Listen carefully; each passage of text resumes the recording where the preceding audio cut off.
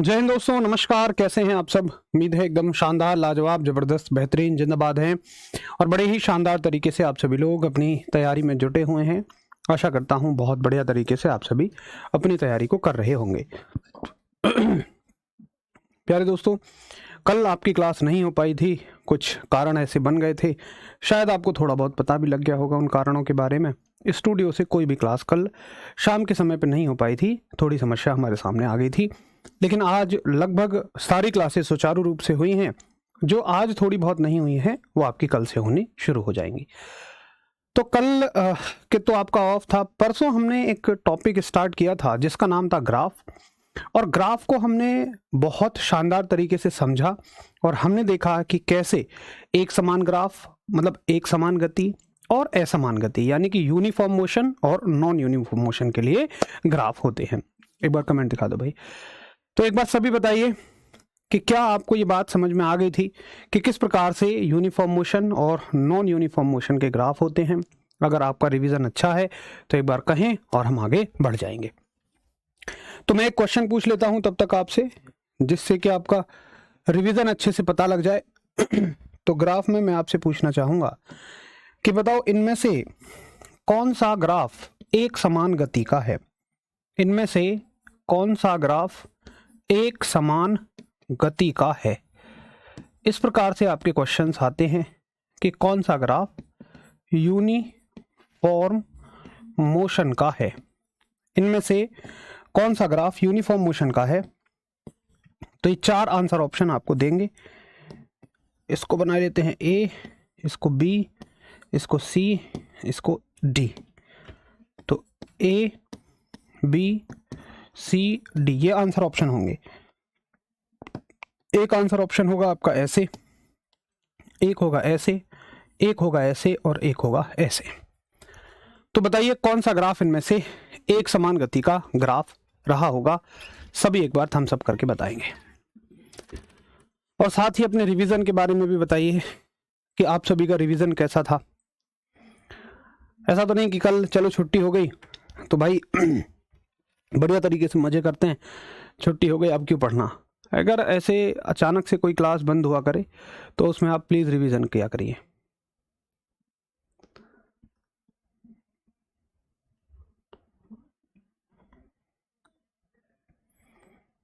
हाँ यार, मेरी क्लास नहीं चली थी। देखो चलो मैं आपको सच्चाई बताता हूँ। ऐसा था, आप सभी को पता है कि हम लोगों ने आवाज़ उठाई जो आपकी यूपी पुलिस की भर्ती जो कैंसिल कराने के लिए, री एग्ज़ाम कराने के लिए हमने थोड़ी सी आवाज़ उठाई। तो उसके चक्कर में जो प्रशासन था उसने हल्की सी हमारे ऊपर प्रेशर बनाना शुरू किया। इस वजह से आप सभी की क्लासेस बंद रही थी, इसलिए क्लासेस प्रभावित हुई थी। उसमें किसी का कोई फॉल्ट नहीं था। अब उन बच्चों के साथ भी जरूर खड़े होना है जिन बच्चों के साथ अन्याय हो रहा है। तो उसके चक्कर में अगर थोड़ी बहुत समस्याएं सहनी पड़ती हैं तो प्लीज़ आप भी सह लीजिए, हम भी सह लेंगे, हम तो सही रहे हैं। तो करेक्ट आंसर ऑप्शन है ए। ठीक है, तो करेक्ट आंसर ऑप्शन है आपका ए। वेरी गुड, ये हो गया एक समान गति का ग्राफ। अब कहानी को आगे बढ़ाते हैं, गति की कहानी को। और पीछे हमने देखे थे तीन तरह के ग्राफ मैंने आपको बताए थे। कौन कौन से ग्राफ मैंने आपको बताए? विस्थापन का समय के साथ बताया, मैंने बताया वेग का समय के साथ बताया और त्वरण का समय के साथ बताया, यानी कि डिस्प्लेसमेंट टाइम, वेलोसिटी टाइम और एक्सेलरेशन टाइम। ये तीन तरह के ग्राफ मैंने आपको बताए थे। तो उनमें से देखो एक तरीका पढ़ लो तुम। जैसे मानो हम तीनों को एक साथ कवर कर लेते हैं।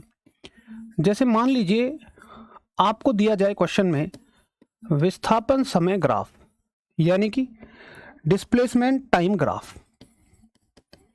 आपको दिया जाए डिस्प्लेसमेंट टाइम ग्राफ। चश्मे मिले कहीं?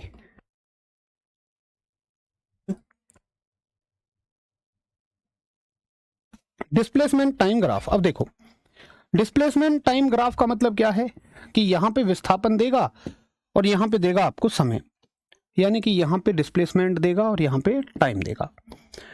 अब देखिए दो चीजें होती है इसमें, अगर बड़े ध्यान से सुनना, यही बस काम की बात है आज की पूरी क्लास में। यही बस काम की बात है कि अगर आपसे बोले विस्थापन समय ग्राफ का ढाल या किसी भी ग्राफ का आपसे ढाल बोले, ठीक है, किसी भी ग्राफ का आपसे स्लोप बोले तो स्लोप के लिए क्या करना है आपको, ये क्वांटिटी बटे ये क्वांटिटी, यानी कि जैसे विस्थापन समय ग्राफ है तो s बटे t कर देना है। मैं आपको क्वेश्चंस भी बताऊंगा कैसे आएंगे एग्जैक्टली, अभी समझिएगा कि s बटे t कर देना। जैसे मान के चलिए, मान लो हमें ऐसे करके ग्राफ ही दे दिया ये, ठीक है, और इस पे हमें जो उसने पॉइंट दिए हैं वो ये दे दिए। देखो एक पॉइंट यहाँ पे होगा, एक पॉइंट यहाँ पे होगा, उसके बाद एक पॉइंट यहाँ पे होगा और एक पॉइंट यहाँ पे होगा। तो मान के चलो कि ये है पॉइंट, ये टाइम है, यहाँ पे मान लो 2 सेकंड है, यहाँ पे 5 सेकंड है, यहाँ पे ये दूरी मान लो 10 मीटर है और यहाँ पे ये 20 मीटर है। कुछ इस तरह का ग्राफ हमारे पास आया हुआ है। तो इसका स्लोप क्या रहेगा? अगर स्लोप कहेगा तो तुम कहोगे कि s कितना है और t कितना है। अब देखिए स्लोप पूछा कहाँ है, ये बात तय करेगी। तो मान के चलो जैसे तुमसे पूछे, मान लो इसमें से हम क्वेश्चन फ्रेम करें कि क्वेश्चन आएगा इस ग्राफ का ढाल बताओ, इस ग्राफ का स्लोप बताओ और कहाँ बताना है। क्वेश्चन में आ गया t बराबर 2 सेकंड पे।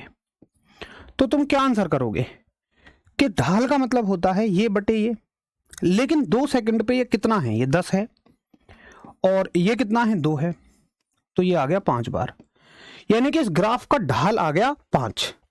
बस इतना याद रखना है कि ढाल का मतलब होता है जिस भी हमें समय पर दिया है उसके दोनों पैरामीटर का डिवाइड कर दो, उसके दोनों पैरामीटर का डिवाइड कर दीजिए। राजेश कुमार जी, जो आप राशि पूछ रहे हैं ये सब अदिश राशियां हैं, ये मूल राशियां हैं, तो मूल राशियां आपकी अदिश राशियां होती हैं। और ऐसा नहीं है कि विस्थापन समय ग्राफ के लिए, किसी भी ग्राफ के लिए है। यहां वेग होगा तो यहां वेग आ जाएगा, त्वरण होगा तो त्वरण आ जाएगा, ठीक है।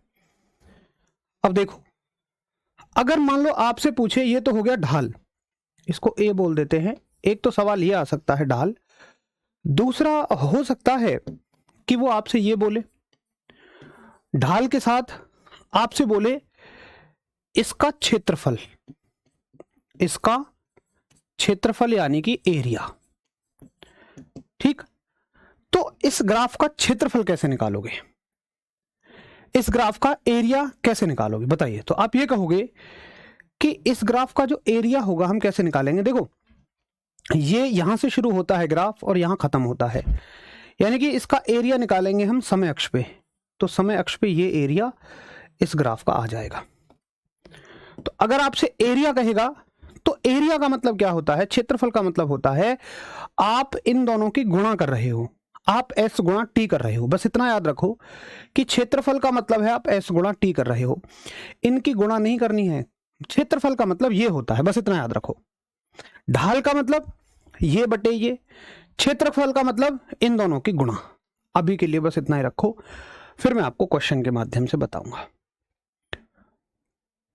अब ये गुणा ये का मतलब क्या है, ऐसे मत सोचना कि इसमें इसकी गुणा कर लो, इसमें इसकी गुणा नहीं, इस पूरे का क्षेत्रफल।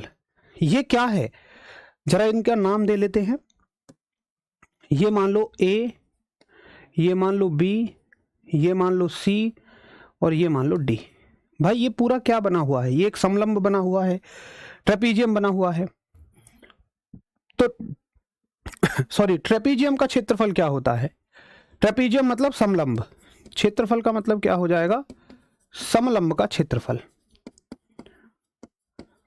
बस याद रखना कि कभी भी इनकी गुणा मत करना, डायरेक्ट गुणा मत करना ग्राफ में। बस आपको क्या करना है, इनका एरिया निकालना है, यानी कि area of trapezium, area of trapezium,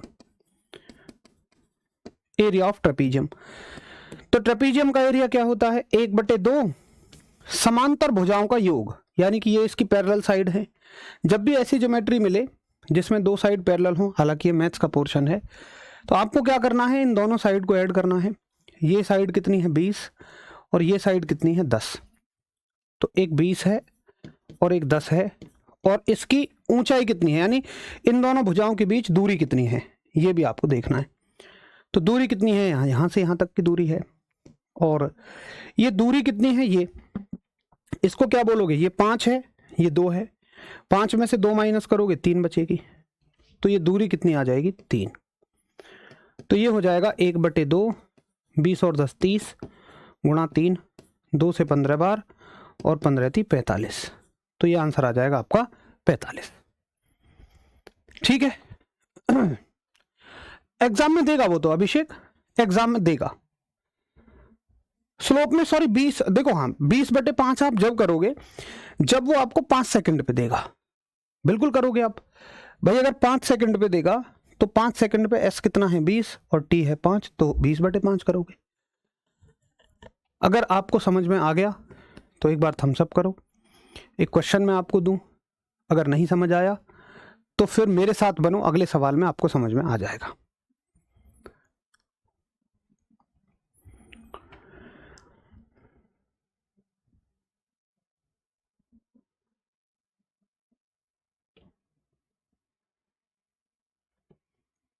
class सही नहीं चल रही है? क्लास तो मेरे हिसाब से ठीक चल रही होनी चाहिए यार, क्लास तो शायद ठीक चल रही होगी।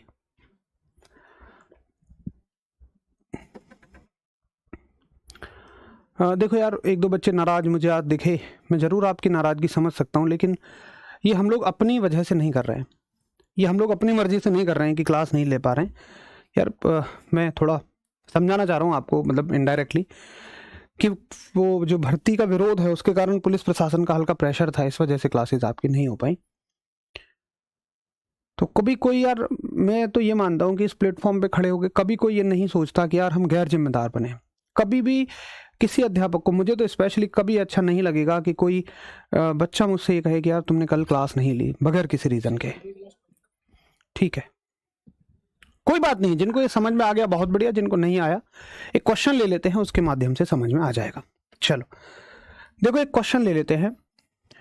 क्वेश्चन है आपका ये, आपको बोला जाएगा कि ये ग्राफ है, ठीक, और ये ग्राफ है आपका वेग यानी कि वेलोसिटी और टाइम का ग्राफ, ऐसे करके वो देगा। वेग यानी कि वेलोसिटी और टाइम यानी कि समय का ग्राफ है, ठीक। और मान लीजिए कि ये ग्राफ आपका ऐसे है, ये ग्राफ है जो 0 से शुरू होता है, ये तो 0 ही होगा, और इसके दोनों पॉइंट हैं वो ये है। ये सब एग्जाम में देगा, इतना तो तुम्हें देगा, ये पॉइंट भी देगा और ये पॉइंट भी देगा। मान लो ये देता है वो 10 मीटर पर सेकंड, और ये देता है वो मान लो 5 सेकंड, ठीक है।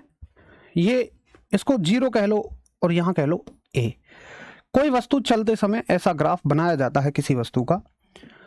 अब वो आपसे पूछेगा कि इसका एक तो हमें बताओ विस्थापन, इस ग्राफ से बताओ एक तो हमें विस्थापन यानी कि डिस्प्लेसमेंट कितना होगा, डिस्प्लेसमेंट ए पोर्शन, और बी पार्ट पूछेगा कि इससे बताओ त्वरण यानी कि एक्सेलरेशन। ये चीजें आपसे पूछी जाएंगी। अब बताओ, अब इससे आपको बढ़िया समझ में आ जाएगा। कैसे, सुनो, ये होगा कि अगर आपको विस्थापन निकालना है तो मुझे ये बताइए कि वेग और समय का डिवाइड करके विस्थापन निकलेगा या मल्टीप्लाई करके, बस इतना सोचिए। तो शायद ये बात तो सभी फॉर्मूले में जानते हैं कि देखो, वेग बराबर विस्थापन बटे समय, तो विस्थापन बराबर वेग गुणा समय। भाई ये तो सबको फॉर्मूले याद होने चाहिए, ये तो बेसिक फॉर्मूले हैं, करवा भी दिए हैं आपको। कि डिस्प्लेसमेंट क्या होता है, डिस्प्लेसमेंट होता है वेलोसिटी इनटू टाइम। अब मुझे ये बताओ कि जब दोनों की गुणा आ रही है ग्राफ में, तो तुम एरिया निकालोगे, क्षेत्रफल निकालोगे या ढाल निकालोगे? अगर मल्टीप्लाई का मतलब होता है एरिया निकालना, मल्टीप्लाई का मतलब है एरिया निकालना। मल्टीप्लाई में कभी भी ऐसे मत कर देना कि 10 गुणा 5, ये ग्राफ में गलत हो जाएगा। मल्टीप्लाई का मतलब आपको एरिया निकालना है। तो मल्टीप्लाई का मतलब क्या है कि इसका एरिया निकाल दो। एरिया ये आ रहा है, ये क्या बन रहा है, ओ ए बी एक त्रिभुज बन रहा है। तो हम क्या कहेंगे कि वेग गुणा समय का मतलब क्या है कि त्रिभुज ओ ए बी का क्षेत्रफल यानी कि एरिया। कितना एरिया होगा? ये कैसा है? समकोण त्रिभुज है, तो 1/2 आधार गुणा ऊंचाई, 1/2 आधार कितना है 5 और ऊंचाई कितनी है 10। आधार है 5 और ऊंचाई है 10, तो 5.50, 50 का आधा 25 और यूनिट हो जाएगी मीटर। यहां अगर यूनिट देगा तो हम भी यूनिट लिख देंगे, तो ये हो गया आपका 25 मीटर। 10 पंजे 50 तो कभी मत कर देना। विकास अकेले जी ने वही गलती कर दी जिससे मैं आपको बचाना चाह रहा हूं। अब देखो, आपके स्तर पे ग्राफ पूछे जाते हैं। बेसिक कांस्टेबल स्तर की मेरी कोई क्लास उठाओ, उसमें कहीं मैंने ग्राफ नहीं पढ़ाया, क्योंकि ये क्वेश्चन कभी नहीं पूछे जाते। लेकिन आपके स्तर पे ग्राफ पूछे जाते हैं, और मैं वादा करता हूं कि जो ग्राफ को नहीं पढ़ के जाएगा वो इस गलती को जरूर करेगा, वो 10 गुणा 5 करके आ जाएगा, और ये गलती तुमसे 100% होगी। ठीक है, अच्छा जी, अब देखिए आगे। देखिए दूसरी बात देखें तो त्वरण कैसे मिलेगा, एक्सेलरेशन कैसे मिलेगा। तो आप कहोगे यार त्वरण तो बहुत आराम से मिल जाएगा हमें, वेग बटे समय। भाई त्वरण क्या होता है? वेग बटे समय, यानी कि दोनों का डिवाइड, वेलोसिटी अपॉन टाइम, यही तो करना है। तो करो दोनों का डिवाइड। भाई वेग कितना है? वेग है 10, उसमें कोई चेंज नहीं है 10, और समय कितना है 5, तो ये 2 बार कट जाएगा। आंसर आ जाएगा आपका 2 मीटर पर सेकंड स्क्वायर, 2 मीटर पर सेकंड स्क्वायर।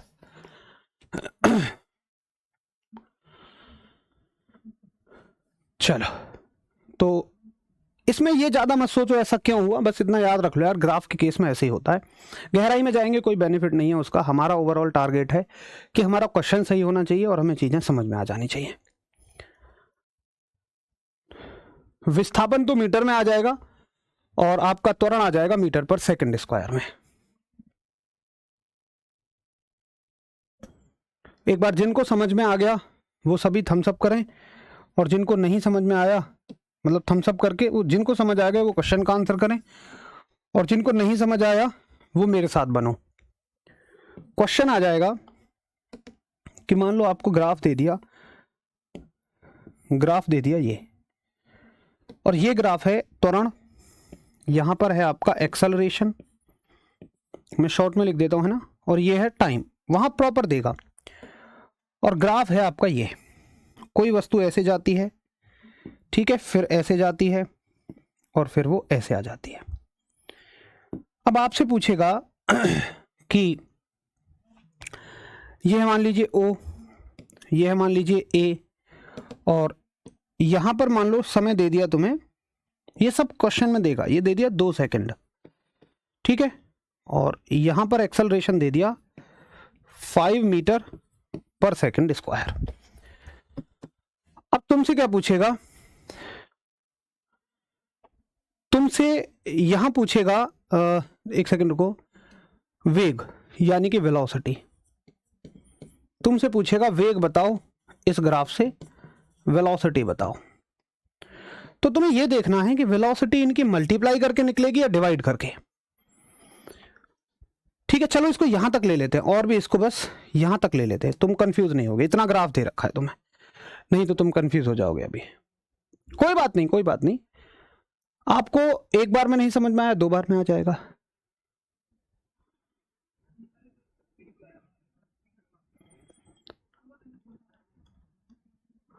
एक बार में समझ नहीं आया, आपको आराम से दूसरी बार में समझ आ जाएगा, मेरे साथ बने रहो। क्वेश्चन हार्ड आता है या नॉर्मल? देखो, जब तुम अगर तुम पढ़ के जाओगे तो तुम्हें लगेगा कि क्वेश्चन आया है आसान, और तुम बगैर पढ़े जाओगे तो तुम्हें लगेंगे क्वेश्चन हार्ड, सीधी बात है। अब जैसे योगेंद्र ने आंसर कर दिया, तुम्हें पता है कि यार वेग कम मिलेगा, वेलोसिटी कम मिलेगी जब हम त्वरण यानी कि एक्सेलरेशन और किसकी गुणा कर दें, टाइम की गुणा कर दें, समय की गुणा कर दें। अरे त्वरण बराबर वेग बटे समय, तो वेग बराबर त्वरण गुणा समय। अब गुणा का मतलब क्या होता है? एरिया। गुणा का मतलब क्या है? एरिया, यानी कि क्षेत्रफल। निकाल लो क्षेत्रफल। फिर से क्या बन रहा है? एक त्रिभुज बन रहा है, ये बन गया आपका त्रिभुज। तो त्रिभुज का एरिया क्या है? 1/2 आधार गुणा ऊंचाई। आधार है 2, ऊंचाई है 5। आधार है 2, ऊंचाई है 5, 2 से 2 कट जाएगा और आंसर आ जाएगा 5 मीटर पर सेकंड।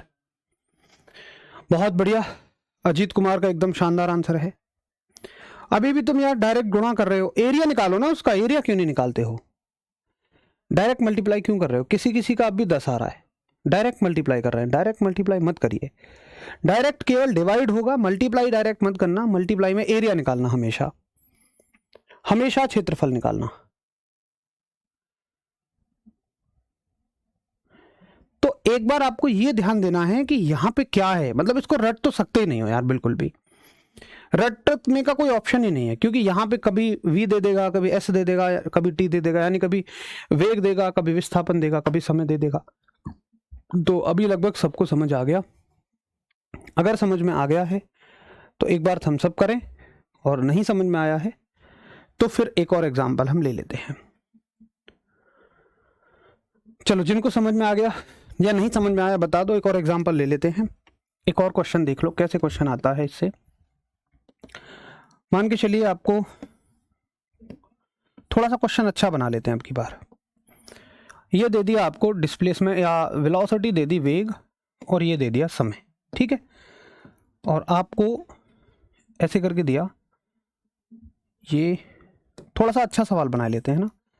ये दे देगा भाई, ये मेंस तक के ले रहे हैं हम, CBT 2 तक के लिए ले रहे हैं, इसलिए हमें अच्छे अच्छे क्वेश्चन लेने पड़ेंगे। और मैं वादा कर रहा हूँ, अगर आपने CBT 2 तक का काम कर लिया तो CBT 1 वैसे ही क्लियर हो जाएगा आपका। तो यहाँ पे लगभग है ये, मैं इस पॉइंट को यहाँ पे बना रहा हूँ, लगभग यहाँ पे एग्जैक्टली ये है, मान लो 2 सेकंड, और यहाँ पे मान लो 4 सेकंड है, और यहाँ पे 5 सेकंड है, और यहाँ पर जो वेग है ये है मान लो 10 मीटर पर सेकंड। अब आपसे पूछेगा विस्थापन यानी कि डिस्प्लेसमेंट बताओ। डिस्प्लेसमेंट पूरी यात्रा में, पूरी की पूरी यात्रा में डिस्प्लेसमेंट बताओ, ऐसे पूछेगा। तो बताओ क्या होगा। अब तुम ये बोलोगे कि भैया डिस्प्लेसमेंट का मतलब क्या है, डिस्प्लेसमेंट इन दोनों से कैसे निकलेगा, दोनों की गुणा करके, बेसिक सा फॉर्मूला, दोनों की गुणा करके, ठीक है। अच्छा, त्वरण में समय का वर्ग नहीं किया, ये तो यार वेग निकला है ना, त्वरण कहाँ निकला, ये समय का वर्ग किया तो है महाराज, ये देखो समय का वर्ग किया है, क्यों नहीं किया। ये नहीं करना है यार, यहाँ अपना दिमाग मत लगाओ कि भाई साहब यहाँ हम टाइम का स्क्वायर कर दें, ऐसे मत सोचो यार, वो मात्रक है, वो भैया ये इसका मात्रक है, ये अपना अलग सेपरेट मात्रक है। भाई एक बात बताओ कि मान के चलो एक लेडीज लाल साड़ी को बांधती है, तो तुम क्या भाई साहब लाल जब शर्ट लेके आओगे तो उसे बांधोगे, या लाल शर्ट को तुम पहनोगे?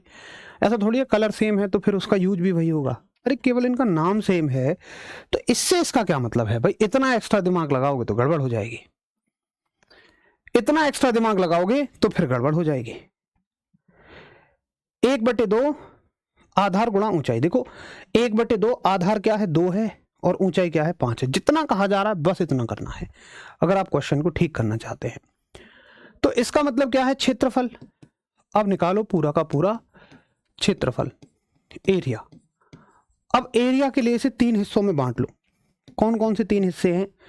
देखो एक हिस्सा तो ये नजर पड़ता है मुझे। अब चाहो तो तुम इसको एक हिस्सा, देखो या तो 3 हिस्सों में बांट के कर लो। भाई एक हिस्सा ये हो गया, एक हिस्सा, 1 2 3 हिस्से हो गए। ये आराम से समलंब का क्षेत्रफल निकाल दो, बहुत आराम से हो जाएगा। तुम इसको पूरा ट्रेपीजियम मान लो, और ट्रेपीजियम का क्षेत्रफल क्या होता है, ऐसी आकृति का क्षेत्रफल होता है 1/2। जो ये साइड रहती हैं, इसकी साइड कौन कौन सी हैं, एक तो ये साइड है और एक ये साइड है। इसको मान लो AB और इसको मान लो CD। तो ये दोनों साइड हमें ऐड करनी रहती हैं, ठीक है। और जो इनकी ऊंचाई है उससे मल्टीप्लाई करनी रहती है, यानी कि जो यहां से यहां तक की ऊंचाई होगी, इसको बोलते हैं हम H, ठीक है। तो दोनों जो समांतर भुजाएं हैं उनका योग और ऊंचाई। तो समांतर भुजाएं क्या है, एक तो 5 है, ये तो पूरी 5 है, ठीक है। और ये कितनी बैठेगी, तो आप कहोगे यार यहां से यहां तक कितनी है, 4, और उसमें से ये माइनस करनी है तभी तो ये बचेगी। तो 4 में से 2 माइनस करोगे, बस कितना बचेगा, 2। और ऊंचाई कितनी है, ऊंचाई है इसकी 10, ऊंचाई कितनी है 10, तो 2 से 5 बार, 5 और 2 7 और 7 पंजे 35, तो 35 मीटर। भैया मेरा काम यहाँ खत्म हो गया, ये तुम्हारा मैथ है। अगर तुम्हें मैथ्स आता है तो तुम इसको कर लोगे, और नहीं मैथ्स आता है तो भाई साहब फिर थोड़ी सी मुश्किल हो जाएगी। तो ये आपका मैथ्स है। हालांकि मैंने कोशिश की है आपको मैथ्स का पार्ट भी कवर कराने की।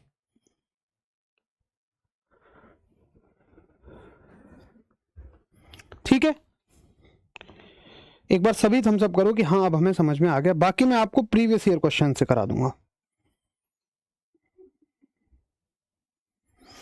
भाई बाकी की क्लासेस भी जल्दी चल जाएंगी, मतलब आपकी केमिस्ट्री या बायो में से कोई एक चल जाएगी, और वो तो दोनों एक साथ ही खत्म हो जाएंगे।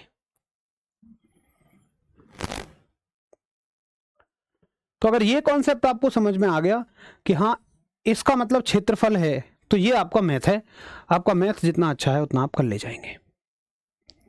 आपको ऐसे नहीं हो पाता है तो आप क्या करो, इसको ज्योमेट्री में बांट लो। ये एक त्रिभुज, ये एक त्रिभुज, और ये एक रेक्टेंगल यानी वर्ग।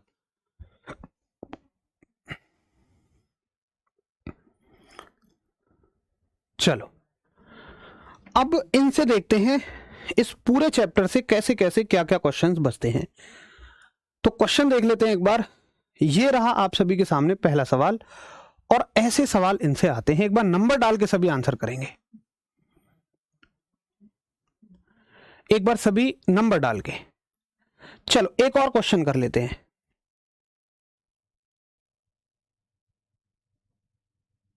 एक और सवाल ले लेते हैं, एक सवाल और कर लेते हैं, फिर ही चलेंगे क्वेश्चंस पे, क्योंकि क्वेश्चंस तभी बनेंगे जब आपको कॉन्फिडेंस आ जाएगा। कोई दिक्कत नहीं है, टारगेट है समझना। अब मैं आपसे ही पूछ पूछ के करूंगा, ठीक है, क्योंकि मैं तो आपको बता ही चुका हूं। ये है ग्राफ, और ये है आपका वेग यानी कि वेलोसिटी, ठीक है, और ये है आपका समय यानी कि टाइम, ठीक है। अच्छा ये ग्राफ मान लो, बेसिक सा साधारण सा ग्राफ लेते हैं क्योंकि समझ में आना चाहिए। ये ले लेते हैं, यहां से ये ग्राफ बन रहा है ऐसे, और इसके कोऑर्डिनेट जो हैं वो बता लेते हैं।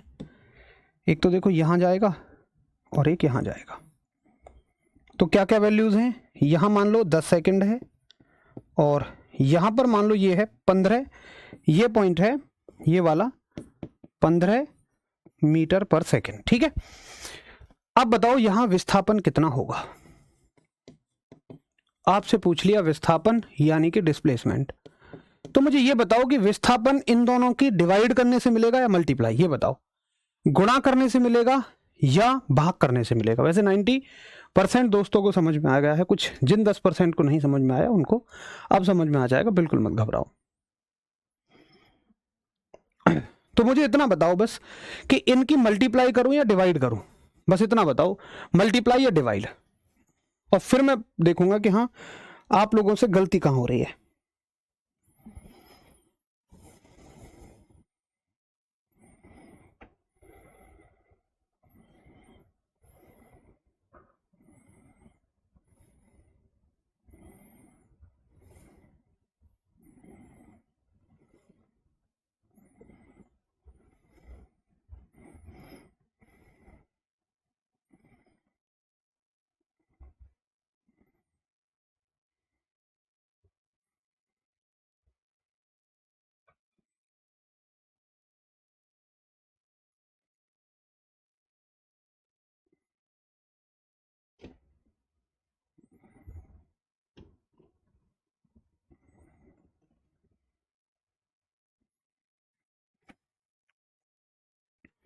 क्या करेंगे, मल्टीप्लाई। सभी को ये बात क्लियर आ रही है कि सभी को क्या दिख रहा है, एक बात दिख रही है कि हाँ जी इनकी कर देंगे मल्टीप्लाई। तो वेग गुणा समय की मल्टीप्लाई करेंगे। मल्टीप्लाई का मतलब क्या होता है, एरिया, ठीक है। डायरेक्ट मल्टीप्लाई नहीं करते, एरिया निकालेंगे। एरिया क्या हो जाएगा, अब देखो एरिया कहाँ निकालना है, ये वाला एरिया निकालना है। ये क्या बना हुआ है, एक ट्रायंगल बना हुआ है, एक समकोण त्रिभुज बना हुआ है। तो त्रिभुज में कैसे निकालेंगे आप, 1/2 आधार गुणा ऊंचाई। आधार 10 है, ऊंचाई 15 है। आधार 10 है, ऊंचाई 15 है, 2 से 5 बार, और 15 पंजे 75, और विस्थापन की यूनिट हो गई मीटर। तो अब शायद सभी को समझ में आ गया है एक बार सभी बोल दो कि हाँ हमें समझ में आ गया। अगर नहीं समझ में आया है तो अब फिर पूछो कि भैया ये समझ नहीं आया। क्योंकि देखो, आप लोको पायलट की तैयारी अगर करने आए हैं तो शायद आप में से कुछ बच्चे ऐसे होंगे जो पहली बार कर रहे हो, आप में से ज़्यादातर ने पहले किसी न किसी बैच से तो पढ़ा होगा। लेकिन अगर आपने केवल उतनी ही चीज़ों को समझते रहे जितनी आपको पहले आती थी, तो फिर शायद इस बैच का कोई उद्देश्य नहीं है, इस क्लास का कोई उद्देश्य नहीं है। और मैं वादा भी करता हूं कि अगर ग्राफ के सवाल आते हैं या ऐसे सवाल आते हैं जिनको हम नॉर्मल स्तर की क्लासेस में नहीं कवर करते, ऐसे टॉपिक, तो ये सब नहीं कर पाते हैं। तुम खुद सोचो, क्या तुम इसको किताब से पढ़ के, अपने आप से पढ़ के कहीं से सही कर सकते थे? नहीं। अगर आप ऐसे क्वेश्चन सही करके आओगे तो ये मान लेना कि आप बाकी बच्चों से बहुत आगे हो। और कभी भी ना कट ऑफ ऐसे ही क्वेश्चंस तय करते हैं, कभी भी कट ऑफ इजी क्वेश्चंस तय नहीं करते हैं। हमेशा वही क्वेश्चन करते हैं जिनको बहुत कम लोग सही कर पाते हैं। ठीक है, चलिए, बहुत बढ़िया, अच्छा लगा, मुझे भी सुकून आया। ये बड़ा मुश्किल सा टॉपिक होता है वैसे समझने के लिए, बट आप सभी ने ध्यान से समझ लिया, वेरी गुड। अब प्रीवियस ईयर क्वेश्चंस करते हैं। बहुत बढ़िया। तो अब देखो क्वेश्चन, समय के साथ किसी वस्तु का वेग दिखाने वाले ग्राफ को कहा जाता है। तो जरा सभी नंबर डाल के करना है ऐसे क्वेश्चंस के आंसर, नंबर डाल के, 1 नंबर 2 नंबर। और मैं चाहूंगा कि आप इनके आंसर करें, क्योंकि अगर मैं करूंगा तो फिर आपको कॉन्फिडेंस नहीं आएगा। प्रीवियस ईयर क्वेश्चंस आपको खुद से करने होंगे।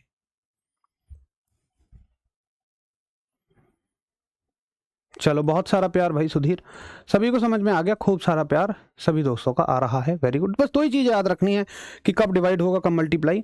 और मल्टीप्लाई का मतलब एरिया है, डायरेक्ट मल्टीप्लाई मत करना।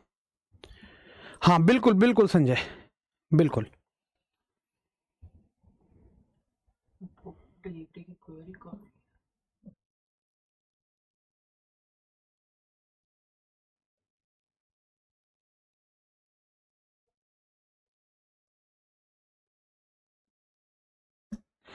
चलो, तो सभी का आंसर क्या है? ए है। कितना आसान सवाल है कि समय के साथ किसी वस्तु का वेग दिखाने वाले ग्राफ को क्या कहा जाता है? तो वेग समय ग्राफ इसको कहा जाता है। ठीक है, वेग दिखाने वाले ग्राफ को क्या बोलोगे आप? वेग समय ग्राफ बोल दोगे।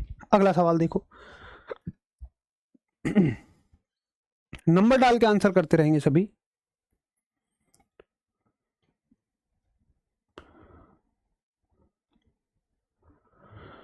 क्वेश्चन कहता है, एक भीड़ भाड़ वाली सड़क पर एक बस की गति का एक उदाहरण है।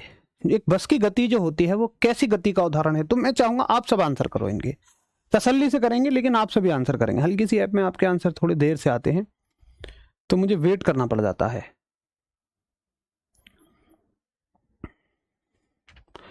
वन का यही तो लगाया है, वेग और समय ग्राफ। समय के साथ किसी वस्तु का वेग दिखाने वाले, तो वेग और समय ही तो आएगा। अगला बताइए, एक भीड़ भाड़ वाली सड़क पर गति का उदाहरण कैसा होगा? तो दूसरे क्वेश्चन का आंसर है कि वो असमान गति होगी। वेरी गुड भाई। असमान गति का मतलब क्या होता है कि समान समय में अलग अलग दूरी, ऐसे ही होगा। बस का ड्राइवर चाह के भी गति समान नहीं रख सकता अगर भीड़ भाड़ की जगह है। हो सकता है कहीं खाली सड़क थी तो उसने 10 सेकंड में 100 मीटर चला दी हो, लेकिन आगे भीड़ है तो क्या 10 सेकंड में 100 मीटर चलाने के चक्कर में उनके ऊपर चढ़ा देगा? नहीं यार, तो गति उसकी अलग अलग हो जाएगी, है ना। चलो सवाल देखिए, यदि कोई वस्तु समान समय अंतराल में असमान दूरी तय करती है, तो मैं मानता हूं कि आसान सवाल है। और इतना तो आप सभी जानते ही होंगे कि अगर समान समय है लेकिन दूरी असमान है तो ये कैसी गति का उदाहरण है? ये असमान गति का उदाहरण है, यानी कि ये नॉन यूनिफॉर्म मोशन है। सभी का आंसर एकदम बढ़िया है। अवनीश, विकास, आप कहते हो ना कि नाम पढ़ो, आंसर करो आप, मैं आपके नाम पढ़ूंगा। श्याम, सुधीर, अमित, अनिकेत, मनीष, दिव्यांश, शिवम, तस्लीम, सुबोध, पीयूष कुमार गुप्ता, विशाल, इन सभी के बहुत अच्छे आंसर हैं। अमित, और मैं देख रहा हूं कि एक मजे की बात है कि कोई भी अलग तरह के आंसर नहीं कर रहे, सारे के सारे दोस्त सभी सेम टाइप के आंसर कर रहे हैं, बड़ी अच्छी बात है। अगला सवाल देखिए, ये क्वेश्चन आपसे कहता है कि वेग में परिवर्तन बटे लगने वाला समय, वेग में परिवर्तन बटे लगने वाला समय क्या कहलाता है? तो हमने पढ़ा था वेग में परिवर्तन बटे समय, यानी कि change in velocity upon time को क्या कहते हैं। इसका आंसर आप करिए तो मैं थोड़ा ज़्यादा अच्छा महसूस करूंगा कि हाँ आप सभी ठीक आंसर कर रहे हैं, लगेगा कि हाँ हम लोगों ने जो पढ़ा सीखा समझा वो आप तक सही सही पहुंच रहा है।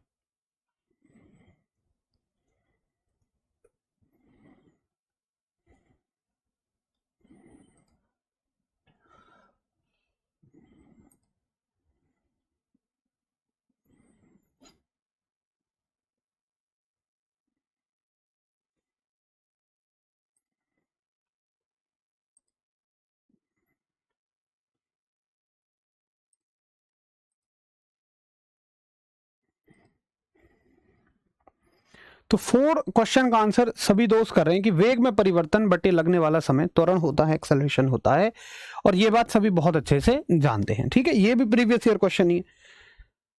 अगला सवाल देखिए। अब देखो, आप कहते हो कि यार तुम ग्रुप डी के सवाल कराते हो, मैं कहता हूं कि ग्रुप डी और एएलपी के प्रीलिम्स में और मेंस में कोई बहुत बड़ा फर्क नहीं होता। हाँ, बस इतना है कि एएलपी में कुछ सब्जेक्ट ही अलग जुड़ जाते हैं, बेसिक साइंस एंड इंजीनियरिंग, उनकी हम आगे बात कर लेंगे। बाकी देखो इस सवाल को देखो, क्या ये ग्रुप डी से ज्यादा बड़े स्तर का है कहीं से भी? मेरे हिसाब से तो बिल्कुल ज्यादा स्तर का नहीं है ये कहीं से भी ग्रुप डी के ज्यादा स्तर का नहीं है। और क्वेश्चन आपसे कह रहा है यदि 5 सेकंड में किसी कार का वेग 5 मीटर प्रति सेकंड से बढ़कर 10 मीटर प्रति सेकंड हो जाए तो उसका त्वरण कितना होगा। अब आपको पता है कि त्वरण का मतलब क्या होता है, एक्सेलरेशन का मतलब होता है वेग में परिवर्तन बटे समय अंतराल। अब वेग में कितना परिवर्तन हुआ है भाई, परिवर्तन का मतलब क्या होता है, अंतिम वेग माइनस शुरू का वेग, या तुम ऐसे लिख लो कि भाई बड़े में से छोटा घटाओ। तो बड़ा वेग कितना है 10 और छोटा वेग कितना है 5, और ये कितने समय में हो रहा है 5 सेकंड में। तो 10 में से 5 गए तो 5, और यहां भी 5, 5 से 5 कट गया, एक आंसर आ जाएगा, और यूनिट होगी मीटर प्रति सेकंड स्क्वायर। तो 1 मीटर प्रति वर्ग सेकंड यानी कि 1 मीटर पर सेकंड पर स्क्वायर सेकंड, ऐसे भी बोल सकते हैं, कोई दिक्कत नहीं है। तो 5वें क्वेश्चन का सभी दोस्तों का एकदम करेक्ट आंसर आता हुआ, और ये आ गया डी। तो ऐसे न्यूमेरिकल आते हैं, जरा देख लो कि कितना ज़्यादा बड़ा स्तर है भाई इस न्यूमेरिकल का। तो कभी भी किसी पेपर में ऐसा नहीं है कि बहुत ज़्यादा मुश्किल सवाल बनते हैं, ऐसा नहीं है। हर एक पेपर कॉम्बिनेशन होता है, कुछ इजी क्वेश्चंस का, कुछ मीडियम क्वेश्चंस का, कुछ मुश्किल क्वेश्चंस का, एक सामान्य स्तर पे। अगर कोई बहुत खास पेपर ना बने, खास का मतलब अगर मान लो एग्जामिनर की बुद्धि घूम गई, बीवी से लड़ाई हो रखी है, पेपर सेट करने आ गया, तो फिर वो हार्ड पेपर बनाएगा। परंतु हार्ड पेपर में भी आपको कोई नुकसान नहीं है। अगर आपकी तैयारी बहुत अच्छी है तो हार्ड पेपर में भाई जो हार्ड है वो आपके लिए भी हार्ड है, पड़ोसी के लिए भी हार्ड है। हार्ड पेपर में आपका कोई नुकसान नहीं है, जबकि फायदा है अच्छा पढ़ने वालों का, मुश्किल पेपर में फायदा होता है। क्योंकि अगर आप अच्छे क्वेश्चन करके आ रहे हैं, मुश्किल क्वेश्चन करके आ रहे हैं, आपकी तैयारी अच्छी है, तो आप उस बच्चे से आगे हैं जिसकी तैयारी ठीक नहीं है, जो तुक्के नहीं लगते फिर वहां। अगला सवाल देखिए। जब 21 न्यूटन के एक बल को 3 किलोग्राम द्रव्यमान वाली वस्तु पर लगाया जाता है तो उत्पन्न त्वरण कितना होता है। तो ये किससे है, ये गति के नियम से सवाल है, यानी कि लॉज ऑफ मोशन से है। अब आपको दे रखा है यार, बल दे रखा है, आपको दे दिया फोर्स, और फोर्स कितना है, फोर्स है आपका 21 न्यूटन, और द्रव्यमान कितना है, मास कितना है 3 किलोग्राम। तो इसमें त्वरण कितना होगा, एक्सेलरेशन कितना होगा। तो आप कहोगे यार फॉर्मूला लगाएंगे F बराबर ma। अब खुद सोचो, आपकी आपसे A पूछा है, F दे रखा है, M दे रखा है। ऐसे सवालों में हमेशा ये सोचा करो कि इन तीनों में कौन संबंध देता है, इन तीनों में कौन रिलेशन देता है। तो आप देखोगे कौन रिलेशन देता है, ये फॉर्मूला। अब यहां से F कितना है 21 न्यूटन, M की वैल्यू है 3, A की वैल्यू निकालनी है, तो 3 से कितने बार 7 बार, A की वैल्यू आ जाएगी 7 मीटर पर सेकंड स्क्वायर। तो 7 पहली बात तो यहां दिख गया, बाकी इसको हम ये भी लिख सकते हैं ना, सेकंड को जब ऊपर ले जाएंगे तो माइनस के 2 हो जाएंगे। ये हमने अच्छे से जब मात्रक लिखे थे सीखा था। और क्वेश्चन नंबर 6 का सी करेक्ट आंसर ऑप्शन है सभी का, बहुत ही बढ़िया। चलो अगला सवाल देखो, एएलपी में ही आया हुआ सवाल है, करो सभी लोग इसका सही जवाब।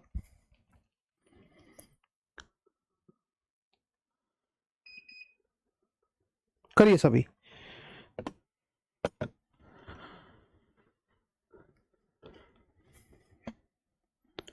क्वेश्चन कहता है वेग में परिवर्तन की दर को क्या कहा जाता है?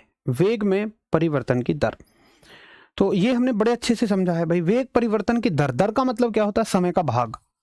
वेग में परिवर्तन, वेग में परिवर्तन, और दर का मतलब क्या है? समय का भाग, यानी कि change in velocity upon time. क्या होता है? सीधी सी बात है भाई, ये रेशियो जो होता है ये क्या होता है? त्वरण यानी कि एक्सेलरेशन। सब जानते हैं change in velocity upon time, क्या आंसर हो जाएगा? एक्सेलरेशन। ये सारे प्रीवियस ईयर क्वेश्चंस हैं। अगला सवाल देख लीजिए, एएलपी में आया हुआ सवाल है और आशा करूंगा ये क्वेश्चन आप खुद से करें। यदि 10 किलोग्राम, एफ की वैल्यू कितनी है? 10 किलोग्राम, द्रव्यमान की किसी वस्तु पर 20 न्यूटन का बल लगाया जाता है। अच्छा, ये है द्रव्यमान यानी m, और इस पर बल लगाया गया 20 न्यूटन, ठीक है। तो इसका त्वरण कितना होगा? इसका एक्सेलरेशन कितना होगा? तो एक्सेलरेशन कैसे निकालेंगे हम? F बराबर ma। F की वैल्यू कितनी है? 10, F की वैल्यू है 20, F की वैल्यू है 20, m की वैल्यू है 10, a की वैल्यू निकालनी है, 10 से 2 बार कट जाएगा, तो a की वैल्यू हो गई 2 मीटर पर सेकेंड स्क्वायर। अब देखो ये इसका मतलब क्या है? यहां भी हमने एक ऐसा ही क्वेश्चन देखा था, ये क्वेश्चन भी ऐसा ही देखा, 21 अगस्त को आया था ये, और ये कब आया? 29 अगस्त को। मतलब क्वेश्चन रिपीट भी होते हैं भाई, सेम फॉर्मेट पे तो है। और अब की बार ग्रुप डी की परीक्षा में यही हुआ था, जिसने देखा हो कि जब पहला पेपर आ गया उसके बाद हमने एनालिसिस कराया और इंपॉर्टेंट क्वेश्चंस बताए, तो डायरेक्ट क्लास से क्वेश्चन थे। ऑप्शन हो गया आपका डी, वेरी गुड। अगला सवाल देख लो आप, ये भी ग्रुप डी की परीक्षा में आया हुआ सवाल है, और एग्जैक्टली ये है ग्राफ का सवाल, एकदम शानदार सा सवाल। इसको बहुत कम बच्चे ठीक करके आएंगे, मैं आशा करता हूं आप सभी तो बढ़िया से करके आएंगे। क्वेश्चन है कि वेग समय ग्राफ पर रेखा का ढलान क्या कहलाता है? वेग समय ग्राफ पर रेखा का ढलान। अब देखो, अगर आपसे ग्राफ दिया हुआ है वेग और समय का, ग्राफ नहीं बनाना हालांकि आपको पेपर में, बट मैं यहां बना देता हूं। ये वेग और समय का जो भी रहा होगा, वेग और समय का, उससे मतलब भी नहीं है। ये कहता है ढलान, ढलान हो ढाल हो एक ही बात है। इंग्लिश में क्या कह रहा है? स्लोप। तो तुम्हें पता है स्लोप का मतलब क्या होता है यार? ये बटे ये। अब तुम खुद बताओ कि ये क्या होती है? वेग बटे समय क्या होता है? तो क्या इसको हम त्वरण नहीं कहते? क्या इसी को हम एक्सेलरेशन नहीं कहते? एक्सेलरेशन क्या होता है? त्वरण बराबर होता है वेग बटे समय। क्या मेरी बात सही है? ढलान का मतलब हो गया वेग और समय का डिवाइड, और डिवाइड में क्या आ जाएगा? ये देखना है कि ये होता क्या है, तो त्वरण होता है, खत्म। तो करेक्ट आंसर ऑप्शन क्या है? 9वें का सी। वेरी गुड, बहुत बढ़िया। चलिए अगला सवाल, ये सब प्रीवियस ईयर क्वेश्चन है,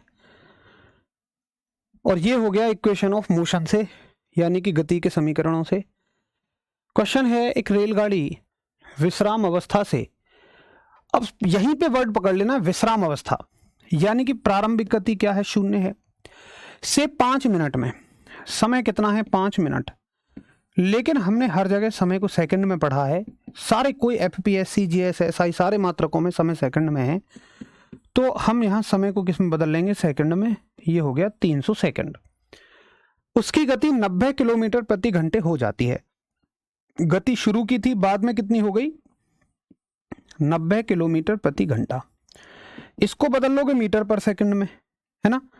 तो कितने से गुणा कर लोगे? 5/18 से। 18 से 5 बार, और 5 पंजे 25। ये किस में आ जाएगी? मीटर पर सेकंड में। नहीं आता हो तो सीख लो, ऐसे बदलते हैं। यदि त्वरण समान है तो रेलगाड़ी के द्वारा तय की गई दूरी कितनी होगी? अब तुम मुझे कोई भी एक समीकरण बता दो जो इन चारों में संबंध देता हो। सोचो, कोई भी एक समीकरण बताओ जो इन चारों में संबंध देता हो। तो कोई भी ऐसा समीकरण नहीं है जो इन चारों में हमें संबंध देता हो। यहां पे लगेंगे गति के 2 समीकरण। अगर तुम्हें एस निकालना है तो तुम कौन सा समीकरण लगाओ? दूसरा लगा लो। एस बराबर होता है ut प्लस 1/2 at स्क्वायर, ठीक। अगर तुम्हें निकालनी है एस की वैल्यू तो u पता होना चाहिए 0 है, t पता होना चाहिए, ठीक है, 1/2 a हमें निकालना है और t की वैल्यू पता होनी चाहिए। ठीक है, अब देखिए, तो यहां पे हमें क्या पता होना चाहिए, ए पता होना चाहिए। अब ए कैसे निकालोगे, पहले ए निकाल लो गति के पहले समीकरण से। पहला समीकरण है v बराबर u plus A T. v की वैल्यू कितनी है 25, u की वैल्यू 0 है, a की वैल्यू निकालनी है और t की वैल्यू है 300। ठीक है, तो कितना हो जाएगा 25 बटे, ये तो 0 हो जाएगा, ये गुणा में है तो भाग में चला जाएगा, ये हो जाएगा 25 बटे 300। 25 से कितने बार कटेगा 12 बार। a की वैल्यू 12 नहीं आएगी, 12 नीचे है तो 1 बटे 12 आएगी, 1 बटे 12 मीटर पर सेकंड स्क्वायर। इस वैल्यू को पुट कर दो यहां, तो s की वैल्यू कितनी आ जाएगी, s बराबर, देखो u की वैल्यू तो 0 हो गई, ये 0 तो ये भी 0 हो जाएगा क्योंकि गुणा है, खाली इतना हिस्सा बचेगा, ये हो जाएगा आपका 1/2 और a की वैल्यू आई है 1/12 और t की वैल्यू कितनी है 300, स्क्वायर है तो 300 गुणा 300 कर दो। ठीक है, अब 12 से कितने बार कट जाएगा, 12 दूनी 24 और 6 बच गए, 12 पंजे 60, 2 से कितने बार कट जाएगा 150 बार, तो 25 गुणा 150 कितना हो जाएगा 25 0 0, 25 पंजे 125 का 5 हासिल 12, 25 एकम 25, 25 और 12 37, ये आ गए मीटर में। अगर किलोमीटर में चाहिए तो 1000 से भाग करोगे, पॉइंट यहाँ आ जाएगा और ये हो जाएगा 3.750 किलोमीटर। तो ये आंसर आपका ये आ जाएगा। गति के 2 समीकरण लगेंगे और काम खत्म। 5/18 भैया शिवांशु सूत्र है, जब किलोमीटर प्रति घंटे को मीटर प्रति सेकंड में बदलोगे तो 5/18 से गुणा करनी पड़ती है, ये फॉर्मूला है। तो सभी बच्चों ने लगभग आंसर दे दिया है डी। क्वेश्चन नंबर 6 गलत है, देख लो भाई कैसे गलत है। 21 न्यूटन के बल को 3 किलोग्राम द्रव्यमान वाली वस्तु पर लगाया जाता है तो उसमें उत्पन्न त्वरण कितना होता है। 21 न्यूटन का बल है, 3 किलोग्राम की वस्तु है, 7 मीटर पर सेकंड इसका आंसर है। अगर तुम इसे दुनिया जहान में कहीं भी गलत दिलवा दो तो फिर मैं तुम्हें जो इनाम मांगोगे वो दे दूंगा। ठीक सी साहब, बिल्कुल एकदम सही सवाल है। ये हो गया आपके लिए 10 सवाल।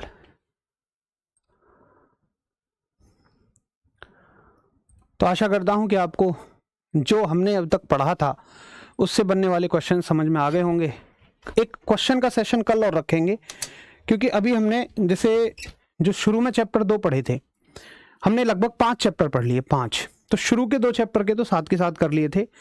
अब जो बाकी के 3 चैप्टर थे ना, बाकी के 3 चैप्टर, इनके क्वेश्चन आंसर्स हमने कुछ आज कर लिए हैं और कुछ हम कल कर लेंगे।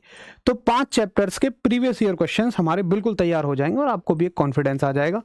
तो बाकी आप जो बीच के 3 चैप्टर हैं, कौन कौन से, एक तो आपको मोशन यानी कि गति, एक लॉज ऑफ मोशन गति के नियम और एक ग्राफ, ये तीनों चैप्टर फिर से एक बार रिवाइज करके आना। इनसे बनने वाले क्वेश्चंस को हम और अच्छे से पढ़ लेंगे। ठीक है, किलोग्राम चेंज करना है भाई, कहाँ चेंज करना है। देखो मतलब मैं हमेशा एक बात कहूंगा कि अच्छा तुम कह रहे हो कि किलो को हटाना है यहां से, है ना, तुम कह रहे हो किलो को हटाना है। तुम एक बात सोचो कि तुम हमेशा सिस्टम ऑफ यूनिट देखो, न्यूटन अगर तुम ले रहे हो तो तुम एसआई सिस्टम में हो, और एसआई सिस्टम में द्रव्यमान का मात्रक क्या होता है, क्या ग्राम होता है। बताओ, क्या एसआई सिस्टम में द्रव्यमान का मात्रक ग्राम था, नहीं, द्रव्यमान को हमेशा किलोग्राम में लिया जाएगा। ठीक है, तो परेशान मत होइए। तो देखो यार, मेरी कोशिश है कि हम कोई भी टॉपिक सही, चाहे वो मुश्किल हो, चाहे वो आपने पहले कभी ना पढ़ा हो, मैं सबको लेके चलूंगा। ऐसा नहीं है कि मुझे लगे कि कोई भी टॉपिक मुश्किल है, आपको नहीं समझ में आएगा तो मैं उसको नहीं लेके चलूं। अगर मैं आपको खुश करना चाहूं तो बड़े आसान टॉपिक ले जाऊं, लेकिन खुश करने से एग्जाम नहीं निकलेगा। मैं हर वो चीज़ आपको लेके चलूंगा जो हमारे एग्जाम के लिए ज़रूरी है। बस इतना हो सकता है कि वो हल्की फुल्की मुश्किल हो सकती है, बाकी आप समझने का माइंड सेट रखो कि नहीं भैया मुझे तो समझ के जाना है। मुझसे कहते रहो, चाहे मैं उसको 4 बार बताऊं, लेकिन हम जब तक बताएंगे जब तक वो आपको समझ में ना आ जाए। तो चलिए फिर मिलेंगे कल, अच्छे से रिवीजन करके आना। नमस्कार, धन्यवाद।